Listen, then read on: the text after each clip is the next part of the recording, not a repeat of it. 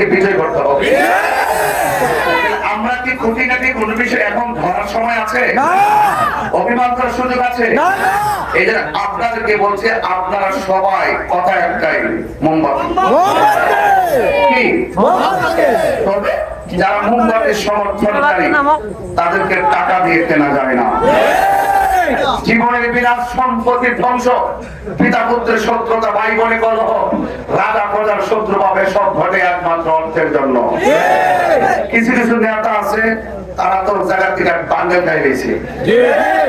Bundle খাওয়ার কারণে কইছে, চিন্তা করেন না, আমার ওয়ার্ড থেকে একবার বিপুল পরিমাণ করে দিব। কারণ বান্ডেলে লওয়ার পরে যখন আইসা দেখতেছে ওয়ার্ডের ভিতরে সবাই তো মোমবাতি, মাথা নষ্ট হয়ে গেছে। কি করে আপনার হুমকি দেয়, আর যত হুমকি দেয়, হুমকি দিয়ে আপনাকে বিভিন্ন ভয় দেখিয়ে আপনাকে থামিয়ে রাখতে চায়। এই হলো মূল বিষয়, আর কিছু না।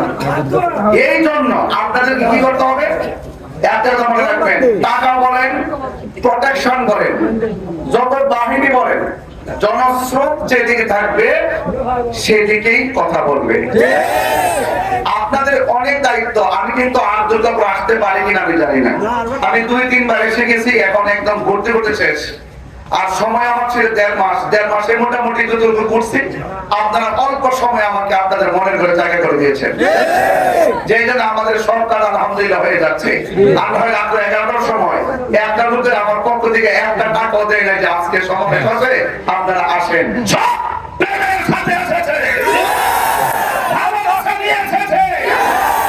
এই জন্য ভালোবাসা এমন এক জিনিস, সব আধিপত্য ঢুকে দেয় ভালোবাসার মাধ্যমে। ঠিক না?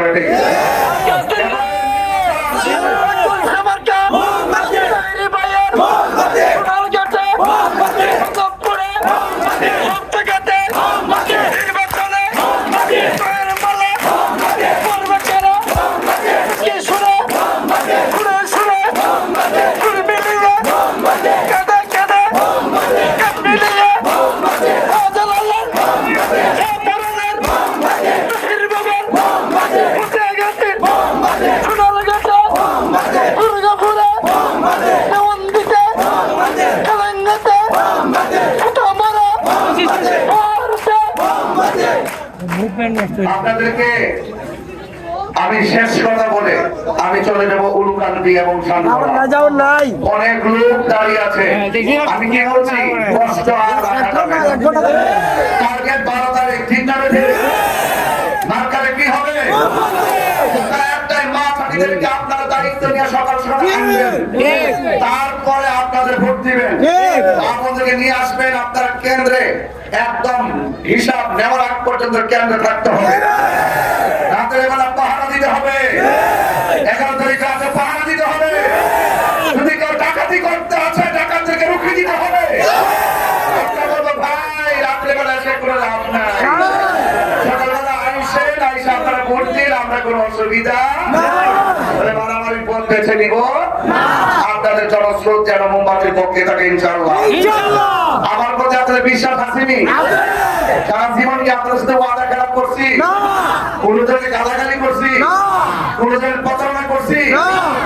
আপনারা সারা জীবন আমাকে দেখেছেন, আমি ওয়াদা খেলাপ করি নাই। আপনাদের বিশ্বাস আমার প্রতি আছে তো? এই জন্য আমি আজকে বড় আশ্বাস দিতাম না, কি করবো।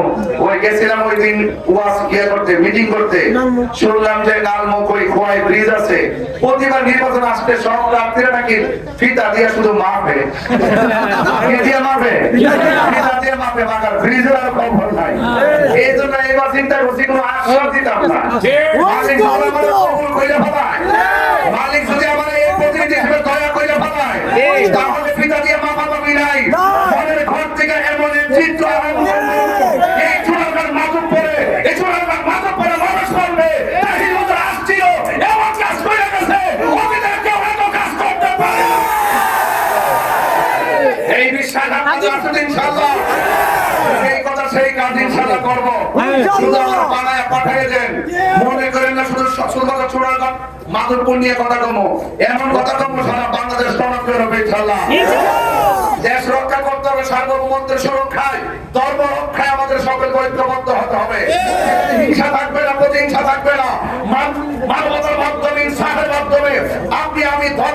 ধর্ম নির্বিশেষে সকলের অধিকারকে সুষম বন্টন নীতির আলোকে প্রত্যেকের দায়িত্ব বুঝিয়ে দিয়ে এমন একটি সম্প্রীতির বাংলাদেশ গঠন করতে চাই, যেই বাংলাদেশ হবে সাম্যের বাংলাদেশ, শান্তির বাংলাদেশ, মানবতার বাংলাদেশ, মানব কল্যাণের বাংলাদেশ, একতার বাংলাদেশ, শৃঙ্খল বাংলাদেশ, যেখান থেকে দুর্নীতি, চাঁদাবাজি সবকিছু রুখে নিয়ে এই শান্তির স্বাধীন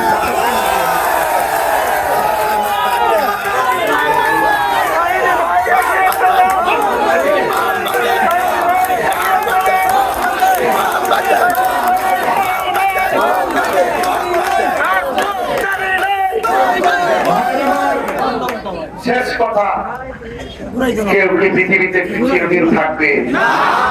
আমি কি চিরদিন থাকবো?